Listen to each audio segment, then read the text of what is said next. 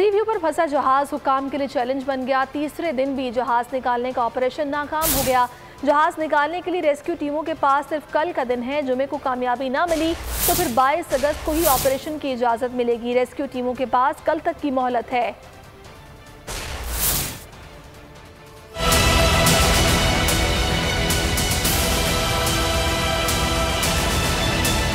मुंह जोर समंदरी लहरें, सी व्यू कराची पर फंसा बहरी जहाज तीसरे रोज भी ना निकाला जा सका। आज तीसरे दिन भी जहाज निकालने की दोनों कोशिशें नाकाम हो गईं।